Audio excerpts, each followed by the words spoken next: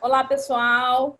Aqui está falando é a professora Priscila Honório. Eu sou coordenadora dos Jogos Estudantis do Estado do Rio de Janeiro, que é realizado pela Secretaria de Esporte, Lazer e Juventude do nosso estado. Bom, a gente vai hoje, eu e o professor Fernando Barreto, nós vamos hoje falar daquilo que, na verdade, nos move, né? Que é a educação física escolar, que é a competição, que é a potencialização do desporto escolar. A gente vai apresentar para vocês, eu vou falar um pouquinho do evento dos Jogos Estudantis, o Fernando vai falar mais sobre capacitação de professores, de como começar um projeto na escola mesmo. Ele tem esse trabalho já em algumas escolas, não foi só uma, não. Então, a gente vai começar a ver isso com vocês de uma forma mais dinâmica possível, para que todo mundo entenda como é importante esse assunto. Beleza? Então, a gente não quer se alongar muito, a gente quer que, na realidade, nesse mês de setembro, que é o mês do profissional de educação física, eu gosto de chamar que é o mês do professor de educação física, que a gente, na realidade, assim, conquistou essa profissionalização há 22 anos, mas muito mais do que ser apenas um profissional da área, nós somos professores, aquele que influencia, que determina, né? A criança, ela primeiro tem os pais, a família, o primeiro núcleo, e o segundo núcleo de ensino dela é o professor. Então, assim, estar conectado, lembrar dessa situação sempre, né, desse nosso ponto de início, de partida, é o que nos move e que faz todas essas coisas. Por muito tempo, e eu tenho levantado uma bandeira que a escola não pode ser esquecida, né? A gente ficou na profissionalização, lutando por tantas coisas importantes para a nossa profissão, por tantas coisas, tantos espaços, né, que era tanta bagunça, qualquer um podia falar, qualquer um podia dizer, que foi importante essa primeira luta, sim, foi importante essa demarcação de espaços. E é importante sempre a gente lutar para que o esporte em si seja cada vez mais profissional, a educação física seja cada vez mais profissional, com pessoas cada vez mais capacitadas. Mas eu tenho levantado a bandeira que na escola a gente pode sim entrar, pode sim capacitar as pessoas, a gente pode sim dizer que a escola é um grande propulsor de tudo isso, né? Porque se a pessoa ela tem uma boa educação física, vou colocar assim, né? De base, um bom conceito, um bom referencial, ela jamais, quando ela sair, ela pode nunca ter feito um esporte como só como um hobby, né? Mas ela jamais vai sair e vai comprar qualquer produto. Ela vai procurar sempre uma educação física qualificada, um método qualificado. Então, é uma das minhas bandeiras. Há um tempo já eu venho discutindo muito isso, sobre a gente olhar para a escola com mais carinho e dar esse holofote, dar essa luz, né, para quem está lá fazendo grandes trabalhos, né? Eu tenho inúmeros exemplos de projetos, de gente que começou do nada. A gente tem todos os tipos de perfis dentro da escola. Aquele que reclama porque não tem espaço, porque não tem bola, porque não tem isso, não tem aquilo, e aquele que sem nada faz alguma coisa. Então, assim, está na hora da gente dizer que escola é muito mais do que isso. A gente pegou um ano aí estranho, né? Todo mundo em casa. E aí o que acontece? A aula de matemática continua dando, a aula de português continua dando, e a educação física? Se a gente só pensar em educação física como aquela atividade física, né, não olhar como um todo, parou a aula, mas não. A gente viu que tem gente fazendo vários trabalhos aí legais, tem gente falando, né? Foi um ano importante assim para a gente se rediscutir. O que o nosso aluno quer, o que a gente pode fazer para transformar, para ser esse motor transformador. Então, eu tenho aqui, a gente vai falar sobre os Jogos Estudantis. O que são os Jogos? Os Jogos Estudantis do Estado do Rio de Janeiro é a maior competição entre escolas públicas e privadas. Ah, Priscila, quanto tempo tem isso? Tem muito tempo. O último registro que eu tenho, que quando você trabalha em Estado, às vezes, hoje em dia já não. Às vezes acontece das pessoas que entram e saem, a gente perdendo os registros. Mas a gente tem registros de acontecer essa competição em 1992. É a última linha que eu li. Pode ter sido antes, pode ter sido depois disso. Mas em 92 eu vi registros. Então, é isso que eu conto. E como é que ele era realizado? Antes ele era realizado apenas as escolas públicas competiam entre si e as escolas privadas entre si. Era o antigo GEP e GEPAR. E aí acontecia a competição e vinha um escalonamento e depois eles cruzavam as tabelas. E classificava-se uma escola em cada modalidade para a etapa nacional e depois para o sul-americano e assim por diante. No ano de 2010, a gente veio discutindo a mudança, né? A secretaria começou a discutir a mudança desse modelo. Por quê? Porque a gente percebeu o seguinte, e aí tem gente até hoje que dá uma chorada nessa questão, mas a gente percebe que a qualidade do evento aumentou sim. O que a gente discutiu? Por que não une as duas escolas e a gente trabalha com eles juntos? Vai ficar deficitário. Eu vou falar para vocês que não ficou deficitário. No começo, óbvio, toda mudança traz um certo medo e até desconforto, mas hoje a gente já tem resultados, tanto na escola pública quanto na escola particular, de igualdade. A gente, no ano passado, teve no judô mais crianças da escola pública, no atletismo mais crianças da escola pública. A gente ainda tem uma deficiência, pode ser assim, uma disparidade um pouquinho nas competições coletivas, né? Nos coletivos, tanto no futsal, basquete, vôlei e handebol. Mas, mesmo assim, isso vem acabando, né? Isso vem cada vez mais quando, por exemplo, o basquete, que é uma modalidade que, infelizmente, está muito diminuída no nosso estado inteiro. Eu fiz semifinais sempre com escola pública participando. As finais acabaram sendo as particulares. Mas, quando eu fiz o evento, a gente tinha lá a escola pública brigando do mesmo tamanho. E o que acontece? Quando um professor de escola pública que não tem, teoricamente, tanto leque de oportunidades em si, ele vai para uma competição dessa, ele incentiva o seu aluno, ele traz uma outra roupagem, o aluno vê coisas diferentes, ele se sente importante. O Fernando está aqui, ele vai citar isso, mas eu vou citar na frente dele. A gente foi para a Volta Redonda, a modalidade específica dele é vôlei. A gente foi para a Volta Redonda e a equipe dele, num nível muito superior da equipe que ele ia jogar contra, uma equipe de Miguel Pereira, na escola pública. E as meninas de Miguel Pereira, felizes da vida, porque estavam ali, que estavam podendo ter a oportunidade de jogar com garotas federadas. O professor foi lá, é como se fosse para elas uma aula, um algo mais, né? Elas não se sentiram diminuídas, pelo contrário, elas estavam ali, queriam jogar e queriam participar. Então, a gente vem pregando essa igualdade. Nos outros estados, a gente tem visto que tem sido assim. A gente tem uma diferença em São Paulo, mas São Paulo, por exemplo, eles fazem de forma diferente. Lá, a Secretaria de Educação, ela coordena uns jogos da SEDUC, que depois vai para a Secretaria de Esporte, que é os Jogos Gerais. Então, só vai para esses jogos quem participou da SEDUC, a Escola Pública do Estado de São Paulo, e aí tem os campeões. Mas, mesmo assim, vai chegar uma hora que todos competem juntos. Então, a gente tem visto isso, que é uma tendência no Brasil todo, e tem dado certo, tem dado resultado, tem estimulado escolas a participarem.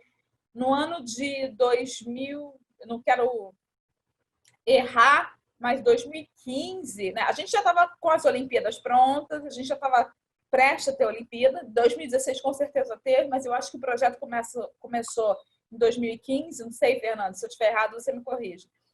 A gente teve aqui na prefeitura, a Prefeitura do Rio de Janeiro começou o modelo do ginásio experimental olímpico, o GEL, né, que hoje chama EMOC, mudou a sigla, mas o objetivo é o quê? Essa escola, ela é uma escola experimental que a criança ia para lá, ela fazia um teste para entrar, um teste físico mesmo, de habilidade, e ela, quando entrava no GEL, o primeiro deles foi o Juan Samarante, em Santa Teresa, ela tinha o primeiro turno estudo matemática, português, e à tarde, contraturno, ela tinha um esporte.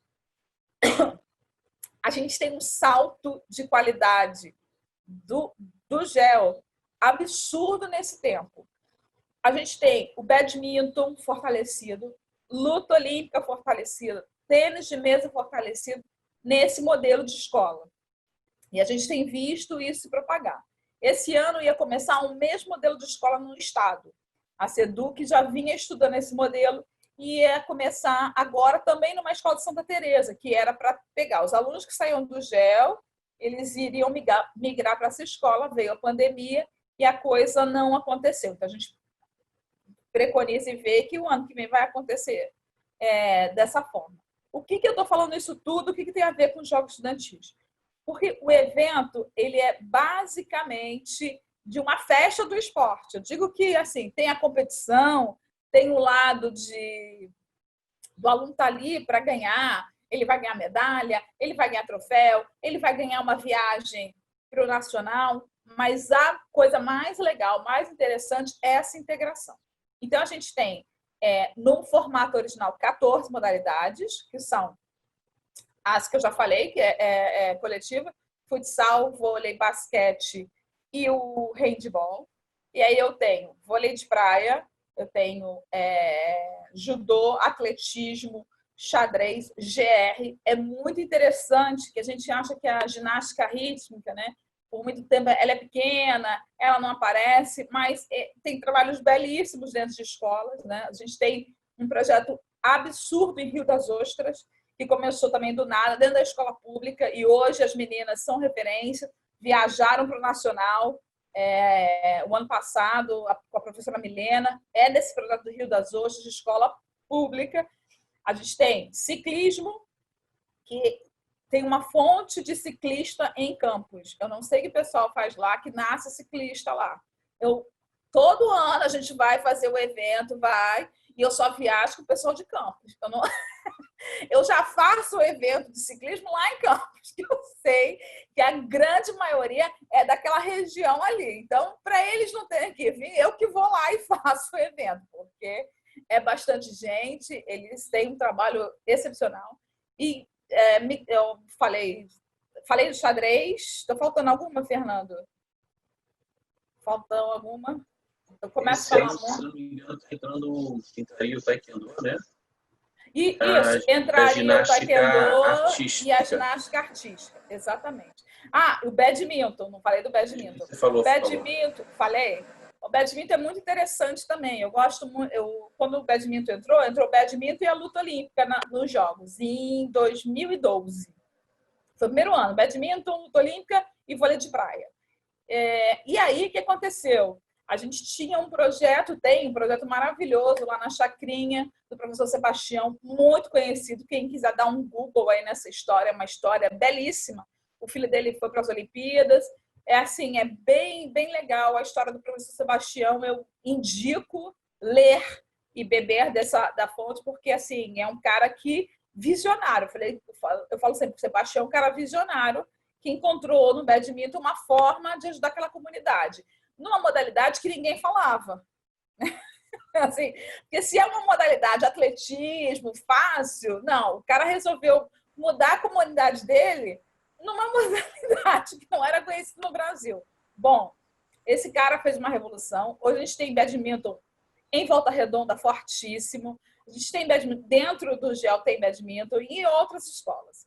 Então, o que acontece? A gente percebe nessa evolução desse evento que ele vem potencializando modalidades dentro da escola que elas simplesmente não aconteciam, né? Ele vem mostrando que é possível, sim, a escola participar, competir. A gente não faz parte da educação física, quando a gente pegar lá o PCN e dar uma lida, que a gente fale sobre o olimpismo, fale sobre o que significa, de onde vem, Pierre de Coubertin, o princípio da educação física, por que os jogos aconteceram. Você vai ver, por exemplo, a modalidade de luta olímpica, ela acontece desde da Idade Antiga, né? Do que era a competição, ela começou ali, E ela vai para a moderna, ela é a que fica o tempo todo. O atletismo, a mesma coisa, né? Então, assim, faz parte da educação física a gente falar sobre isso dentro da escola. E quando a gente pega e faz lá, toda a escola, uma época do ano, uma semana, um mês, cada escola tem um modelo, faz a Olimpíada Escolar. E aí, o que são os jogos? Essa potencialidade. Você faz uma sua Olimpíada, sai da sua escola e vai competir com outra escola, em outros lugares. Eu gosto muito de fazer uma coisa que nem todo mundo gosta, né? Que é levar as finais para fora da capital. Porque os jogos em si, né? O projeto, ele é um projeto estadual. Quando eu tiro ele um pouquinho da capital, eu dou a ele um ar mesmo de estou no estado, representando. E, por incrível que pareça, apesar dos professores às vezes reclamar, dar uma encrespadinha, o que as crianças adoram isso. Eu tive uma equipe de futsal que até viajou comigo para o Nacional, para a etapa regional, que foi uma equipe de Nova Iguaçu, e eles foram para a Volta Redonda. E aí vão para a Volta Redonda, alguns vão um dia antes, tal. Foi o caso deles, a gente conseguiu que eles ficassem lá. Eles passearam em Volta Redonda. Né? A gente não imagina que uma cidade que não tem um apelo turístico vá trazer uma experiência. Dito e feito, eles passearam em Volta Redonda. Quando foi para Petrópolis, esse mesmo professor falou assim: eu vou levar as meninas antes para passear. A mesma coisa. Então, assim, é uma oportunidade, e eu não estou falando de uma escola pública, tem escola pública que fez a mesma coisa, mas eu estou falando de uma escola particular que, assim, está tirando aquelas meninas da realidade delas, que é ali de todo dia, né? E levando para lugares diferentes, oportunizando essas meninas de terem outras vivências, outras trocas. Então, a gente preconiza isso. Priscila, por que o Estado faz isso? Porque é lei, né? A gente tem que potencializar o esporte. A Lei Pelé, ela fala sobre incentivo ao esporte e o incentivo ao esporte de base. E a gente acredita, hoje no Brasil, às vezes a gente fica muito descrente das coisas, a gente acredita que o trabalho de desporto escolar, né, o esporte na escola, ele é sim um trabalho de base e referência. Né? Se a criança, não, ela passou a vida inteira no clube, pode até acontecer, mas a responsabilidade é da escola. A responsabilidade do clube, ela passa depois, é um segundo estágio, digamos assim. Mas despertar essa criança, se você ler lá, voltando ao nosso querido PCN, às leis, ao que cabe ao Estado gerar nessa criança um primeiro início ao desporto escolar.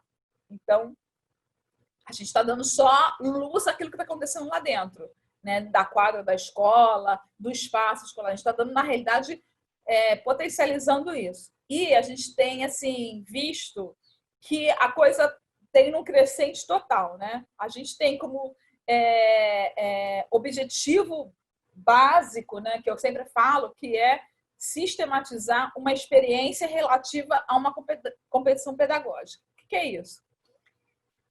Priscila, tem muita gente que fala assim, não, porque a competição não faz bem, a competição não é boa, a competição discrimina. Eu acho completamente assim inadequado essa colocação. E hoje, cada vez mais, eu vejo isso. Porque a criança ela precisa aprender a competir, ela precisa aprender a entender o seu diferente, ela precisa respeitar.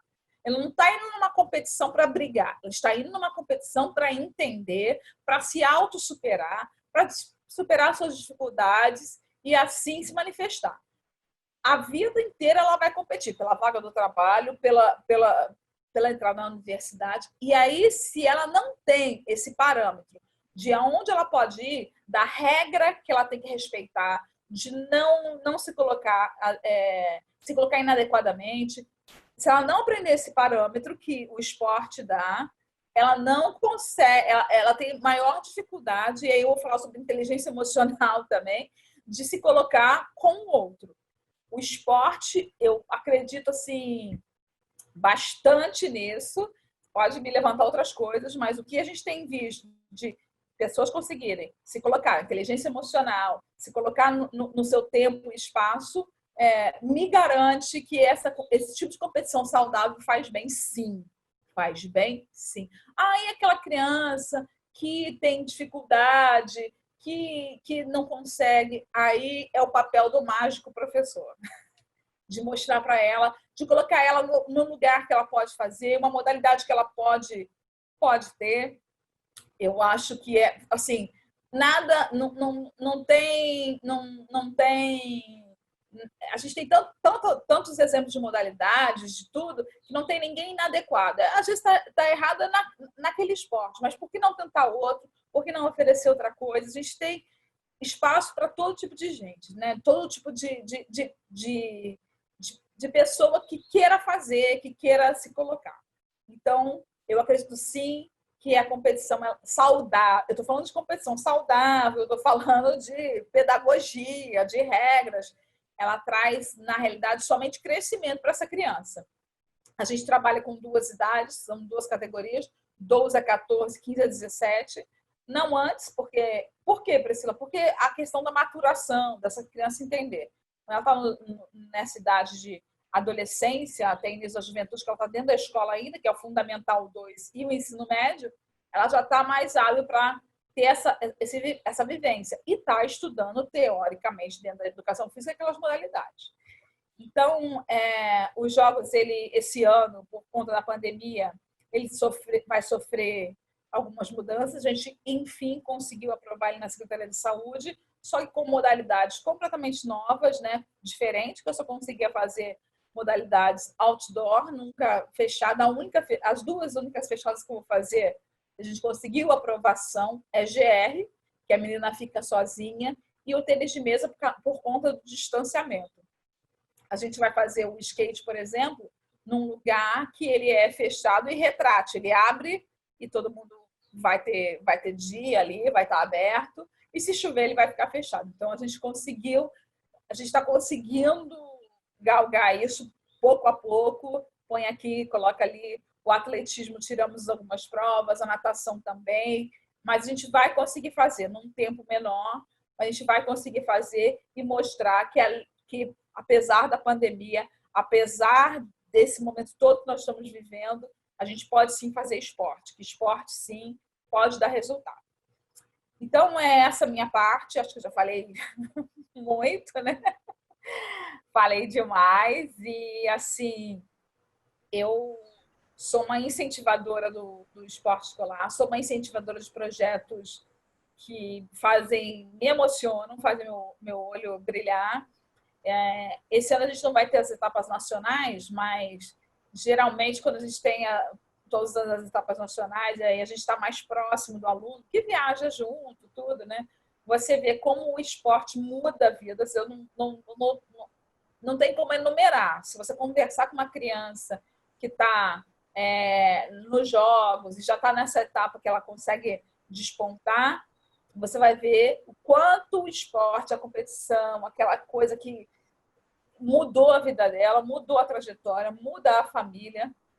Eu gosto de falar de um caso de um menino da luta olímpica, o nome dele é Gabriel, e o Gabriel assim tem uma história que é emocionante, dura mesmo, assim, ele perdeu a mãe muito cedo, uma história bem triste. E ele fez da luta olímpica a válvula de escape dele. Esse menino é bicampeão sul-americano. Então, assim, entre outros, são milhares, né, Fernando? É uma coisa assim, mas não tem, quando a gente fala do mal de competição, eu fico assim, cara, essa pessoa não entende. Ele acha que competição é xingar um amiguinho. Eu fico preocupada quando um professor de educação física, porque competição, esse ambiente competitivo é tão ruim. Eu fico pensando assim, gente, ele não estudou isso, não. Ele não fez a mesma faculdade do que eu não. Ele não viu essa realidade. Pelo contrário, o esporte sempre é saúde, o esporte sempre transforma a vida. Tá bom? Vou deixar vocês agora com o professor Fernando, que está ali na prática de frente e tem vários exemplos aí. Pode ir lá, Fernando. Então, eu vou tentar passar um pouquinho.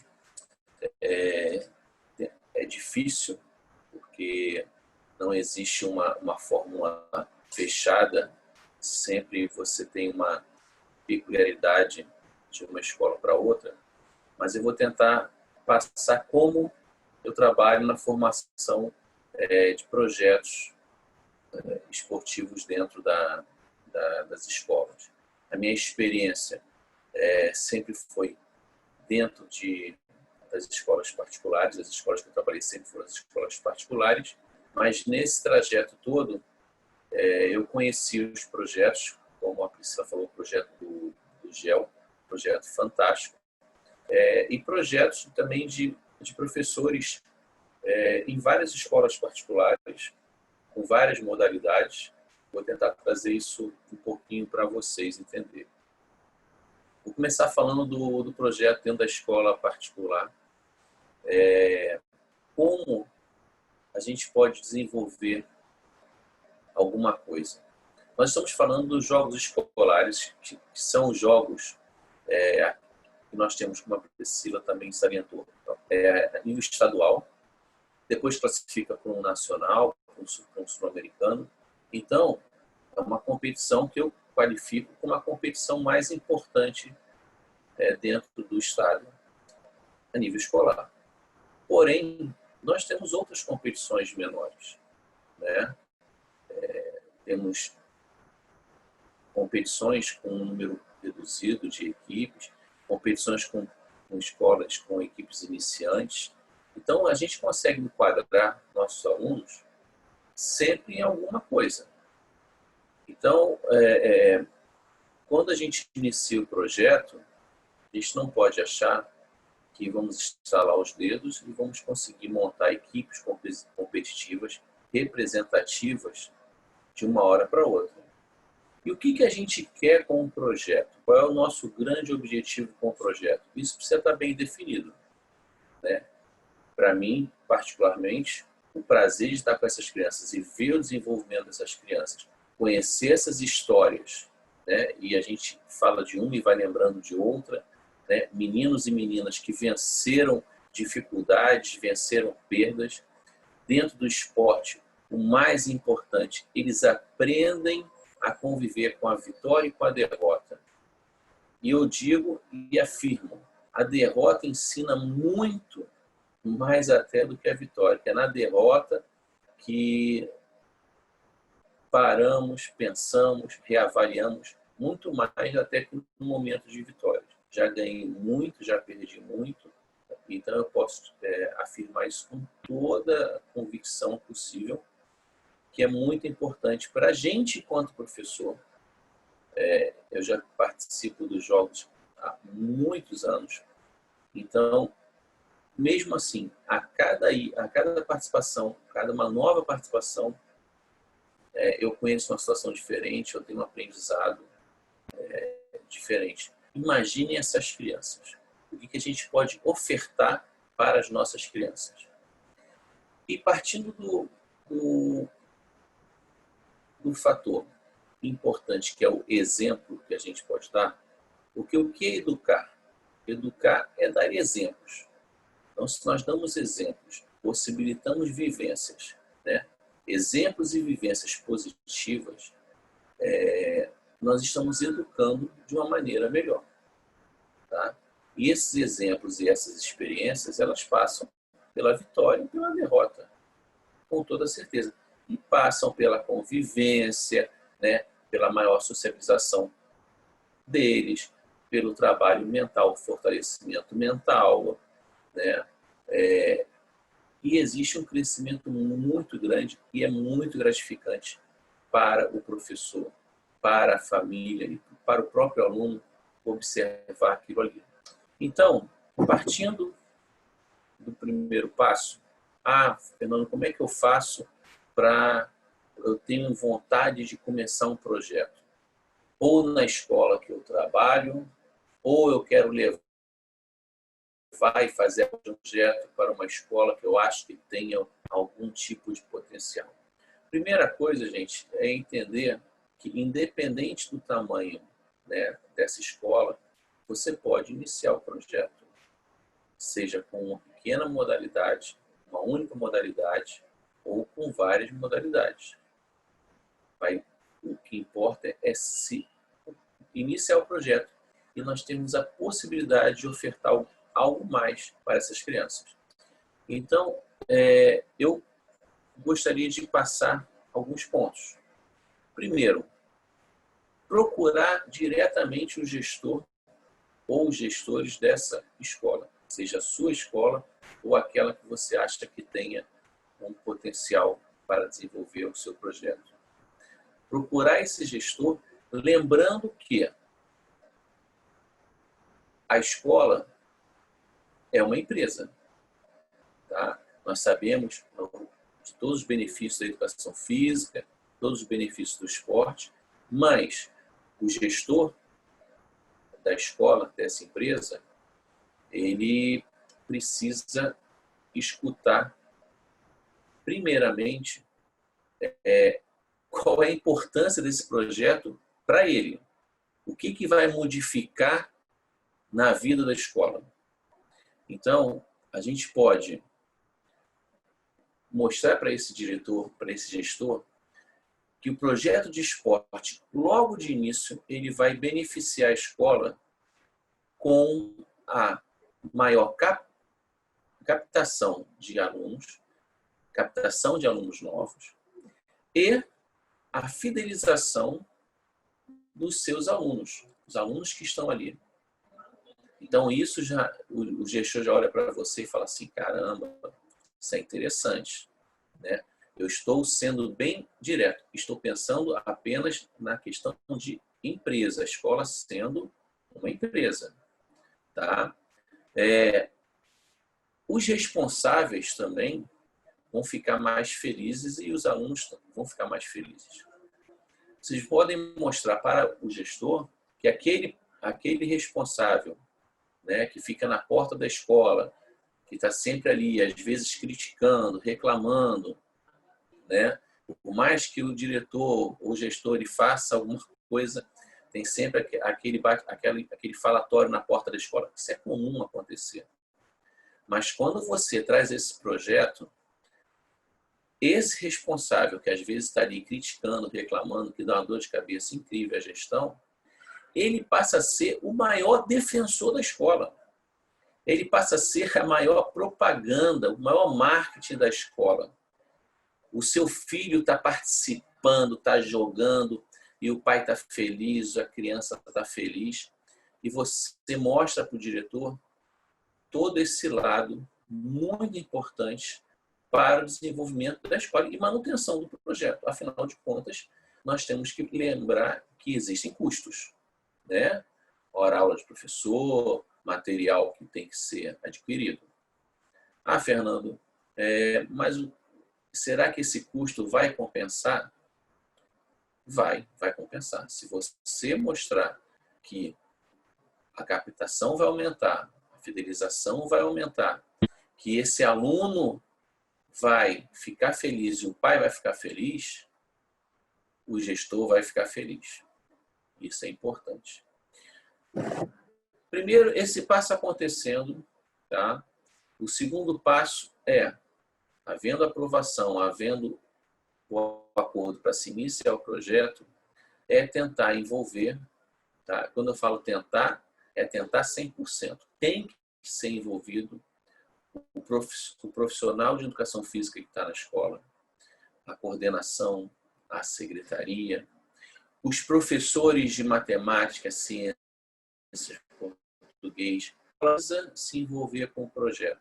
A escola precisa entender que esse projeto de esportes, na verdade, é um grande projeto que vai auxiliar em todo o processo de ensino-aprendizagem da escola.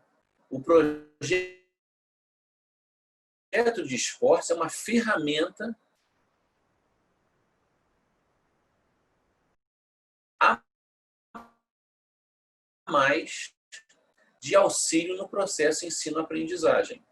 Porque o aluno, a sua postura vai melhorar, a sua força mental vai melhorar. E aí vem uma segunda fase muito importante. É o envolvimento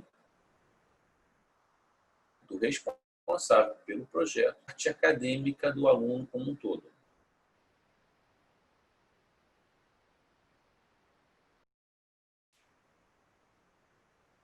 O projeto ele precisa ser, o aluno, a família precisa estar comprometido, o aluno precisa estar comprometido, a família precisa estar comprometida com a parte acadêmica, correndo junto com a parte esportiva.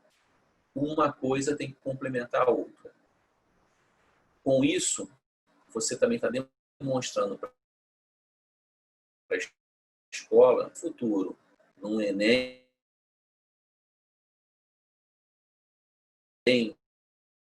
um vestibular qualquer, um concurso, esse aluno vai estar mais bem para a escola também. Ou seja, você está mexendo na receita da escola positivamente. E você está vendo o seu aluno, que você tanto gosta, você está vendo o seu trabalho, que você tanto gosta, gerar frutos. Porque esse aluno, lá na frente, vai se tornar arquitetura, um professor de educação física, professor de português, matemática, tendo essa base que ele recebeu na escola. Ele vai poder optar por uma vida melhor para ele e para a família dele. Mas ele vai ter essa base que ele deve ir na escola. A escola deve ser o berço. A educação física deve motivar, deve ser o início de tudo. A escola está engajada, as pessoas estão cientes do que vai acontecer. Aí eu gostaria de dividir em etapas dentro da escola esse projeto. A primeira situação, a primeira coisa é atuarmos na educação física escolar. Verificar se os professores, se os colegas estão querendo trabalhar com você esse projeto, se eles estão capacitados, né? Se não estão, como é que a gente pode fazer para capacitar? Tanto na parte técnica, quanto na questão do conhecimento em relação às competições.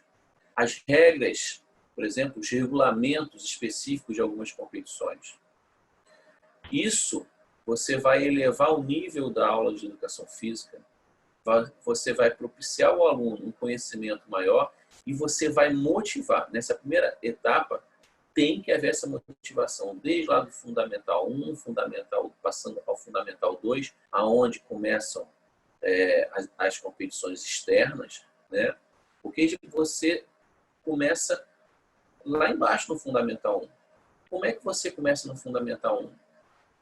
Na etapa 2, quando você fomenta a formação do extra-classe. O extra-classe vai gerar uma renda maior aos professores, vai gerar motivação aos professores e vai gerar a base para futuras equipes representativas da escola. E o extra-classe ele começa no Fundamental 1.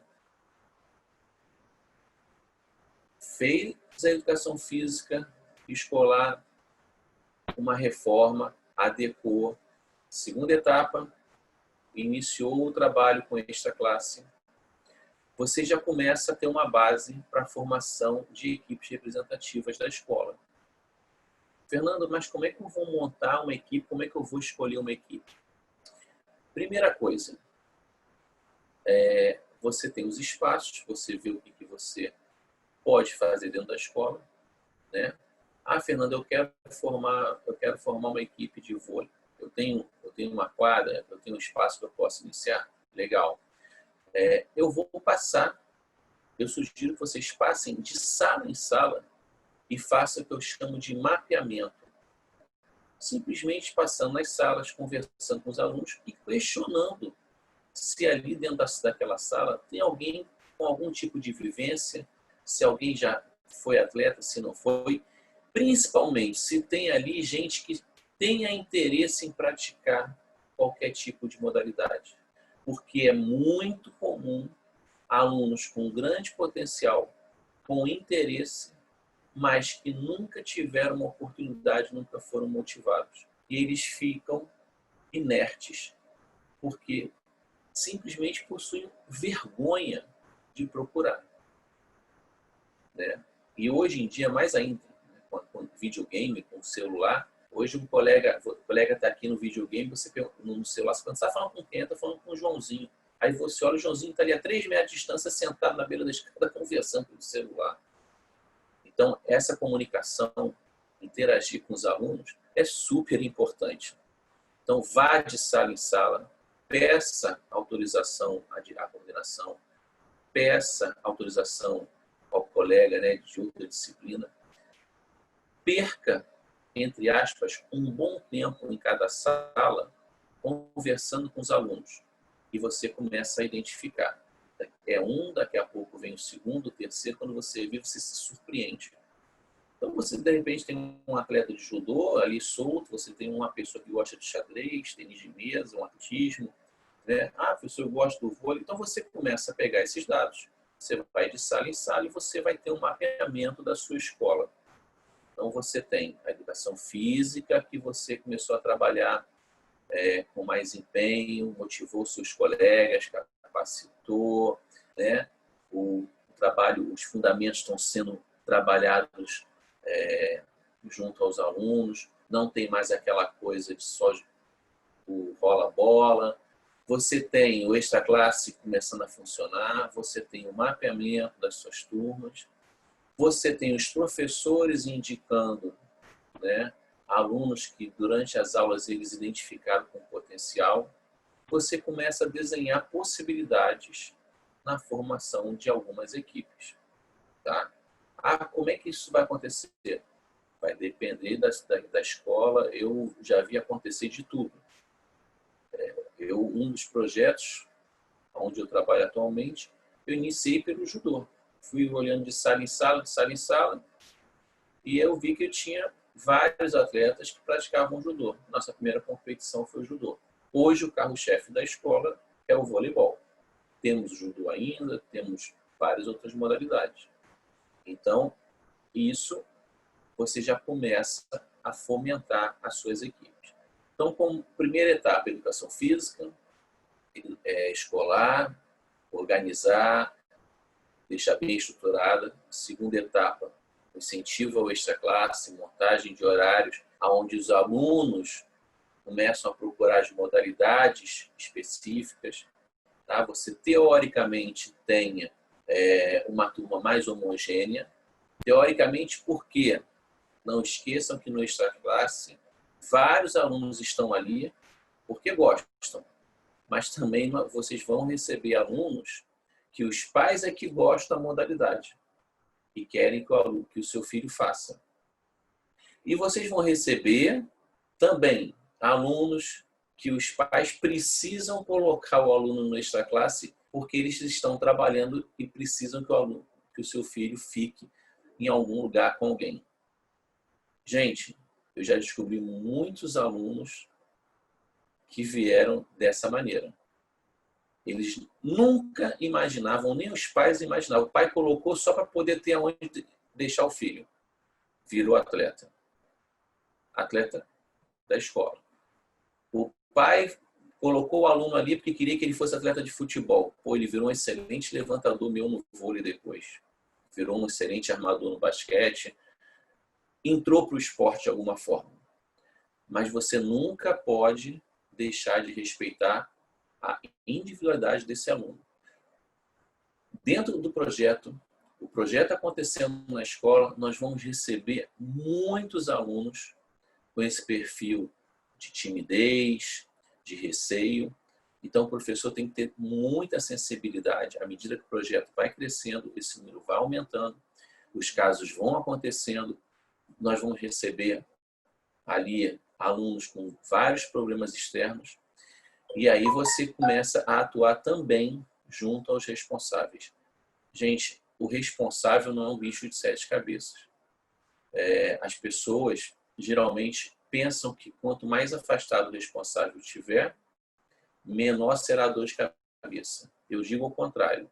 Quanto mais você puder trazer o responsável próximo, deixar claro ao responsável que quem faz o trabalho, quem manda no trabalho ali é você. O responsável não vai vir dar pitaco, não. Ele vai participar de forma correta, incentivando, né, dando feedback. Porém, ele também vai ter que ser disciplinado, vai ter que saber torcer na arquibancada, né? Você vai também educar esse responsável. E não fique com medo disso. Tá? Não fique com medo. Isso, à medida que isso vai acontecendo, esse trabalho vai ficando até mais fácil, porque as pessoas que vêm posteriormente já conhecendo o trabalho, já conhecendo como funciona, elas já vão estar cientes do que pode e o que não pode ser feito. E a participação da família. O aluno motivado e integrado. A escola integrada. A tendência é que a gente chegue ao terceiro ano do ensino médio, quando o aluno está terminando a escola, e esse aluno esteja preparado de uma forma uniforme, né? Ele tem a possibilidade de prestar o seu vestibular, o seu Enem, o seu concurso, de uma forma mais equilibrada. Às vezes o aluno tem um potencial cognitivo fantástico, o aluno passou todos os anos sendo top de nota dentro da escola, mas na hora que chega no vestibular, na hora que chega a hora de fazer um concurso, dá aquele famoso amarelão, o nervosismo impede o desenvolvimento, o resultado mais adequado dele. E aí, aquele aluno, quando ele participa, ele aprendeu lá a perder, aprendeu a ganhar. Você tem que aprender a ganhar também, né? Ganhar não é fácil, não. Ganhar é difícil. Saber ganhar é difícil. Saber perder é difícil. Quando esse aluno passa por esse processo, ele vai estar mais bem preparado, ele vai fazer a prova ali de uma forma mais tranquila e ele alcança resultados assim maravilhosos, esplendorosos, tá? Porque manteve foco durante todo esse processo.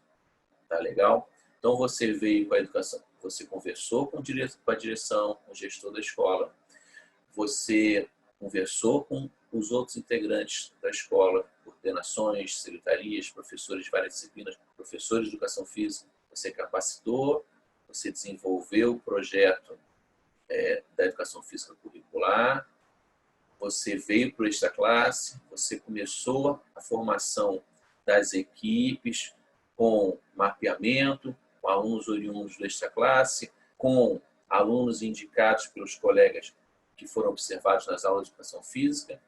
E aí você começa também a receber alunos externos, alunos de escolas próximas que não querem ter esse trabalho porque é trabalhoso. Você tem que ter atenção constante. Então, alunos de outras escolas começam a procurar a sua escola, começam a te procurar porque eles querem fazer parte desse processo. E aí você oferece ao pai um projeto esportivo, uma escola de qualidade acadêmica. Você está oferecendo tudo que o pai quer para o seu filho no futuro. Alinhar a parte esportiva ao processo acadêmico de qualidade. Por favor, esse processo acadêmico precisa ser de qualidade. Não prometam ao responsável algo que vocês não possam entregar. Nunca cometam esse erro. Sejam claros, sejam verdadeiros, sejam leais com os responsáveis. Olha, é isso, isso, isso. Ah, Fernanda, eu posso prometer que o filho do fulano, que o filho daquele pai vai conseguir a vaga? Não, você não vai prometer isso. Você vai mostrar ao responsável que o trabalho está sendo feito. Você vai mostrar ao responsável os resultados que os alunos estão conseguindo, que a escola está conseguindo. Aquela história, contra fatos não existem argumentos. Porém, você tem que deixar claro ao pai que você está apresentando a ele e ao filho ferramentas para ele trabalhar. Existem as ferramentas, estão aqui. Então, você vai poder trabalhar. O resultado vai ser fruto do seu foco, do seu trabalho, tá?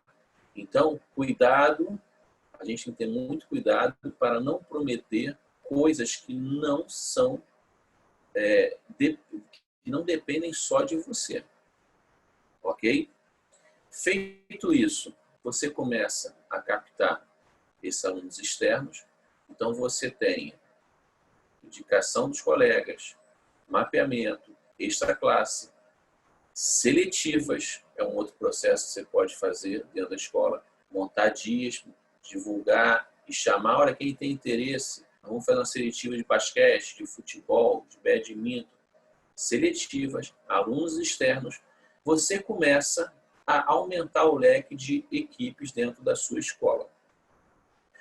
E aí, nós falamos dos jogos escolares aqui, que é o ápice, né, que é a grande competição do Rio de Janeiro, mas você pode começar a chamar um colega, um professor, colega que tem uma equipe, para fazer amistosos dentro da sua escola. Você pode começar a promover torneios internos, chamar 2, 3 escolas diferentes, promover torneios pequenos.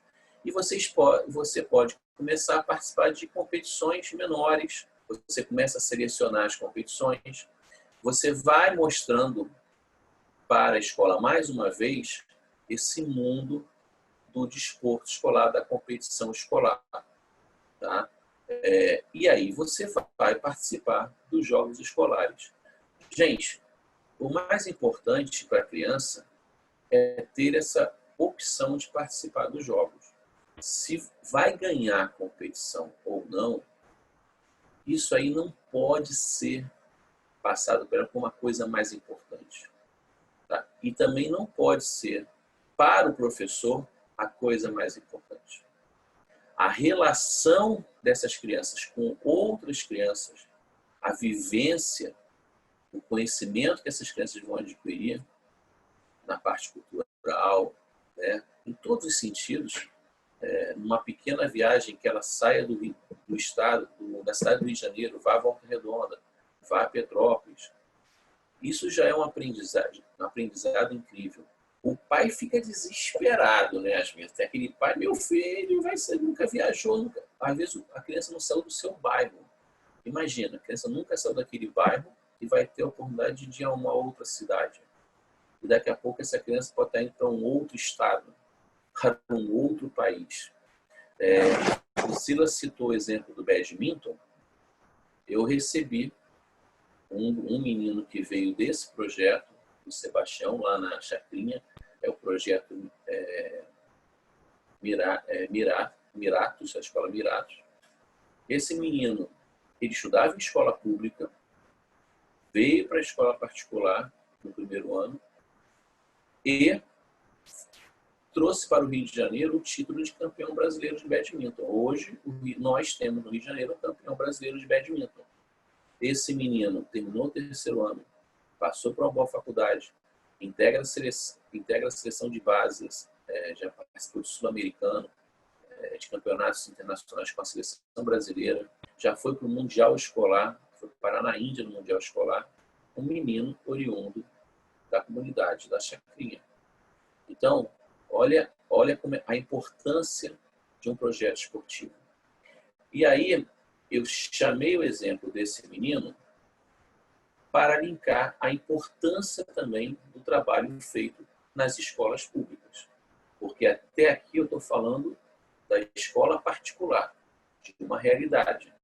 Ah, Fernando, mas se a escola não tiver material, mesmo na escola particular, às vezes você não tem material. Não dá para fazer uma equipe coletiva? Vai buscar o individual. Vai buscar um xadrez, um atletismo. Existem projetos fantásticos. Se o professor ficar esperando, não vai alcançar nada nunca. Os projetos, ao longo desses anos, o que eu tenho identificado é que os projetos, eles partem da grande vontade do professor, de um determinado professor. Ele cria aquele projeto e aí, depois de algum tempo, as pessoas, o estado tal, o colégio tal tem um projeto. Sim, mas um professor foi o responsável por aquilo ali estar acontecendo. Você tira esse professor daquele espaço, aquela escola se mantém por algum tempo porque existe um lastro, mas ela vai minguando até terminar com o projeto, porque perdeu o maior motivador, que é você, professor.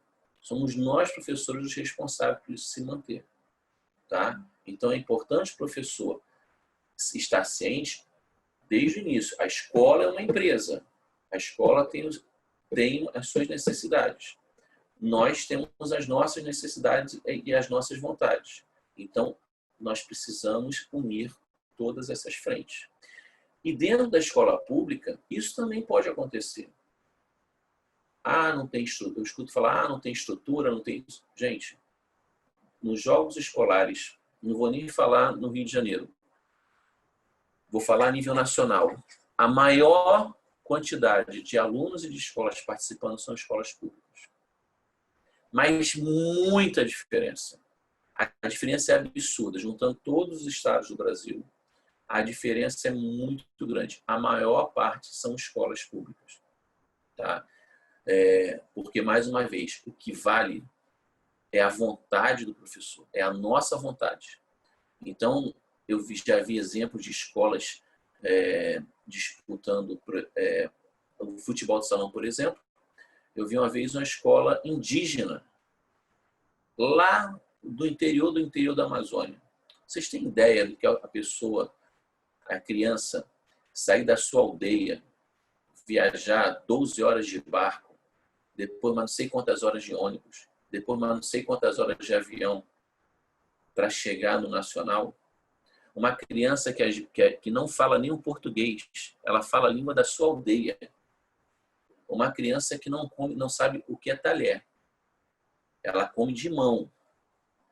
Uma criança que não conhece o mar, que vai na beira da areia, na beira do mar, para poder ver pela primeira vez e fica maravilhada. Coloca a mão na água para ver que a água é salgada. Ela não sabia que aquilo existia. Então, são realidades, são vivências fantásticas. E aí o seu aluno vai tirar foto, o seu aluno vai conversar, vai tentar interagir de alguma forma, né? Há 2 anos atrás, eu vi uma equipe competindo que não conhecia o celular. Saíram da sua aldeia, vieram do interior do Pará, Priscila. Saíram da sua aldeia, uma pessoa teve que vir lá da secretaria para poder apoiá-los e teve que explicar como funcionava o celular para poder elas ligar, dar notícia aos responsáveis de alguma forma. Aí lá uma outra pessoa levou para a aldeia um celular e eles não sabiam o que significava. Vocês têm ideia do que é isso? Tem 2 anos só. Então são várias histórias, tá? Várias coisas que acontecem nas competições, nos jogos escolares, nas competições como um todo, e não tem preço, não tem valor que pague esse prazer que nós, professores, estaremos recebendo. Então, nós temos que buscar isso com muita vontade, com muita disposição. Tá? Não é fácil, mas é muito prazeroso. O GEL faz um trabalho fantástico, agora o EMOC, né? Desde o início faz um trabalho muito interessante, também na parte acadêmica, porque eu recebi vários, mas muitos alunos, porque eles terminavam lá o 9º ano, o município vai até o 9º ano, então no ensino médio eu recebi vários alunos oriundos do GEL. E olha que barato. O projeto esportivo, o projeto acadêmico, possibilitando a várias crianças saírem da escola pública e virem para uma escola particular com bolsas de estudo. E muitos desses que vieram estudar no ensino médio na escola particular, vieram estudar comigo, muitos hoje estão na UFRJ, na UERJ. Alguns estão, inclusive, nos Estados Unidos, ganhar bolsa em universidades, estão praticando o seu esporte lá. Olha que coisa Olha que coisa linda. Olha a oportunidade que a gente está dando para essas crianças. Então, independente de escola particular ou escola pública, o projeto de esporte é viável. Tá? Eu sou um apaixonado por isso, acabo me alongando muito, mas é porque eu acho que vale a pena a gente enfatizar bastante toda a situação do desporto escolar. Tá? Hoje em dia, também, uma coisa muito importante que passou a figurar, que nós não podemos fugir, nós temos que também entrar na questão das redes sociais. Usar as redes sociais, tá? Não tem como, os alunos estão envolvidos com isso, né? E nós temos que entrar na questão das redes sociais, divulgar o trabalho, divulgar os resultados, divulgar esses alunos.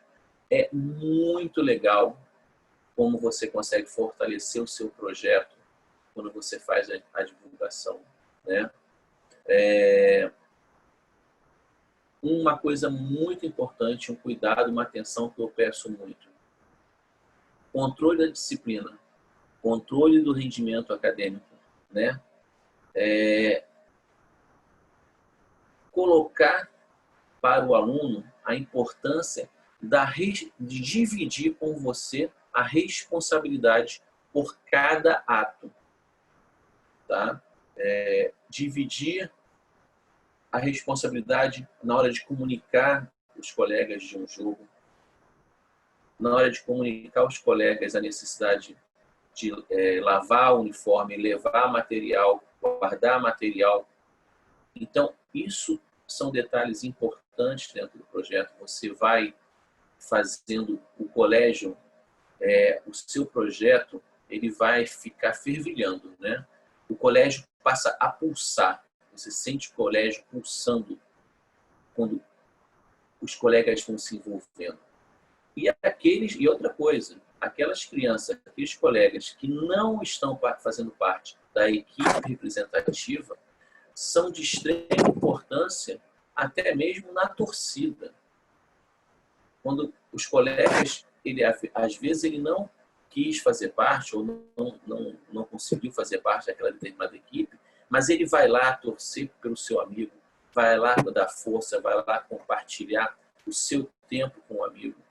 Então você começa a ver que realmente a escola como um todo está funcionando, está participando. E isso vai numa crescente, vira uma bola de neve positiva, muito, muito, muito interessante.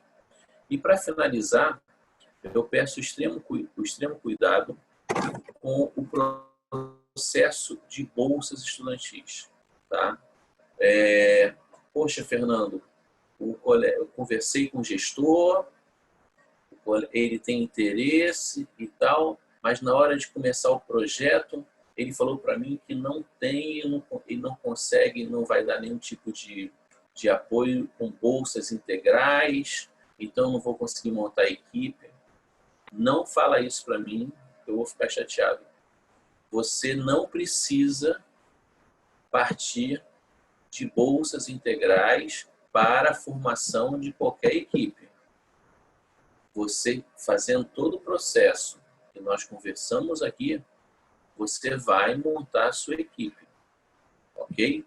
Se o colégio tiver condições, ok.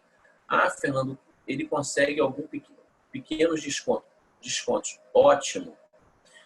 O que você precisa demonstrar para o pai, o grande segredo é: pai, eu estou te dando um projeto esportivo aonde o seu filho vai desenvolver a parte esportiva e você não vai ter nenhum custo.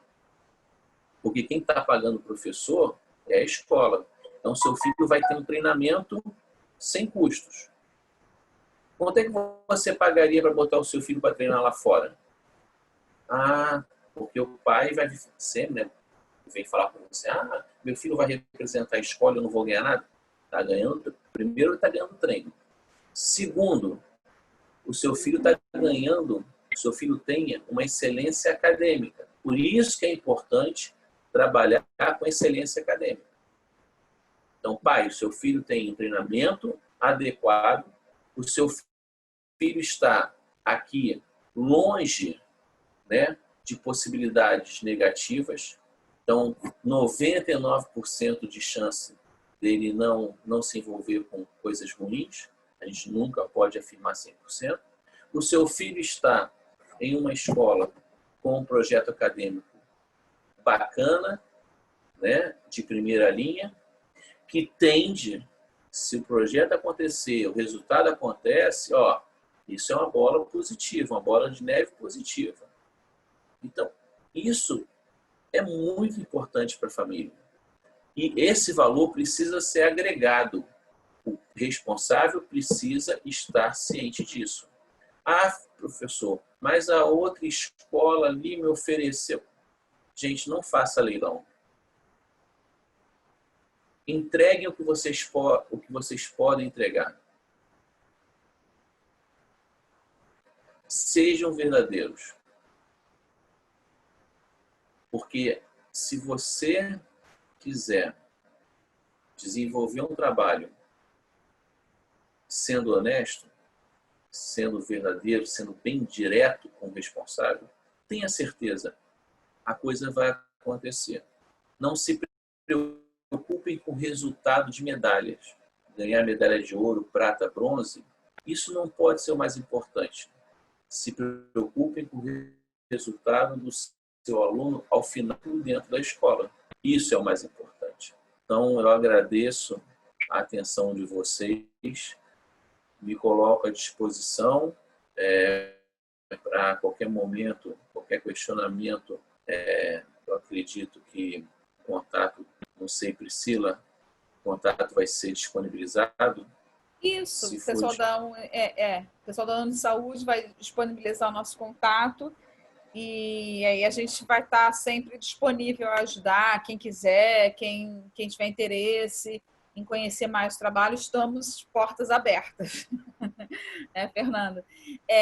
Eu quero só salientar, eu cometi só um erro aqui, só salientar. Eu falei que o GEL iniciou em 2015, estava doida, é 2011. Eu ia falar isso. Tudo aqui, eu falei, gente, pelo amor de Deus, errei só 4 anos, né? Então era isso. Pode projeto fantástico, um projeto fantástico do município, das escolas públicas aí, nossa, muito bom. Então, tá aí, estamos disponibilizando e agora é com a Priscila. Eu acho que toquei todos os pontos. Alguma coisa? Ótimo. Não, é isso mesmo. A gente falou exatamente. Não, assim, o que eu queria falar a respeito alguma coisa a salientar? Então, eu queria falar sobre isso também, assim, às vezes as pessoas ficam, né, olhando, quando você falou da escola pública, olhando as dificuldades, e na realidade, assim, né, eu sempre gosto de lembrar essa história. Hoje em dia, 2 dos maiores velocistas do Brasil começaram numa escola pública ali em Curicica, num corredor, literalmente. O que tem lá no Silveira Sampaio não é nem uma quadra, é um corredor.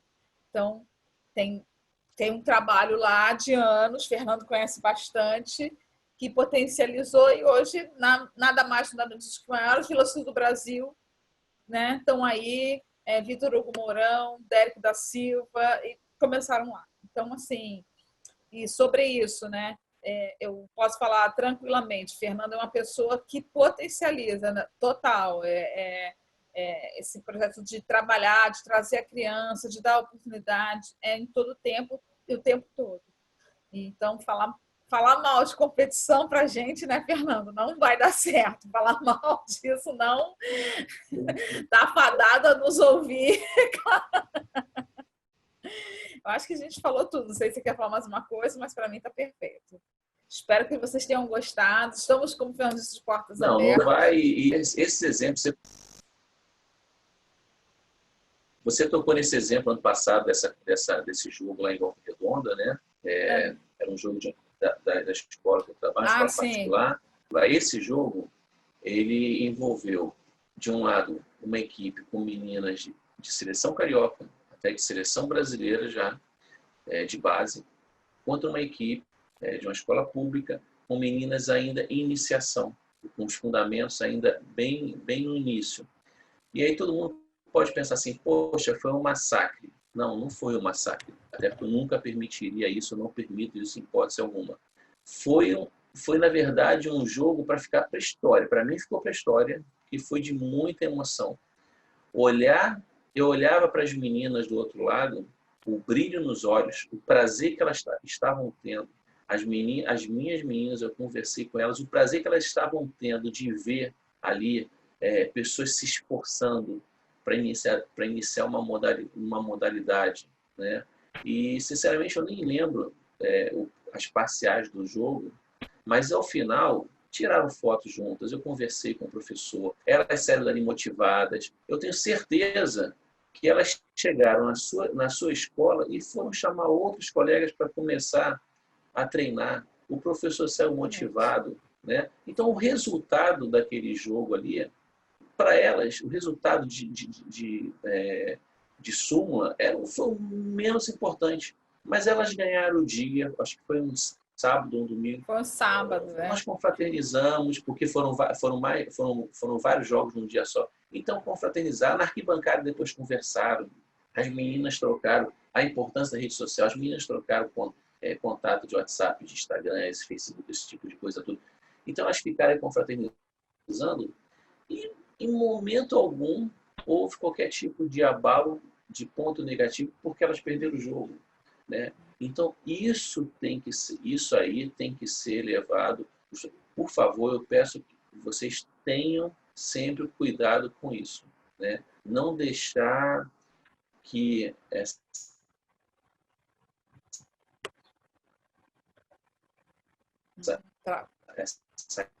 gana pela vitória simbolizar o campeão. Não é isso. O que eu falo com meus atletas, o que é ganhar?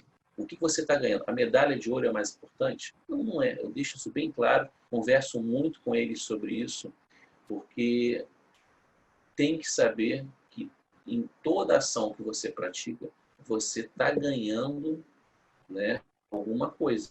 Com certeza. Ganhando alguma coisa de positivo, alguma coisa negativa. Então, essa é a busca o tempo inteiro. Exatamente.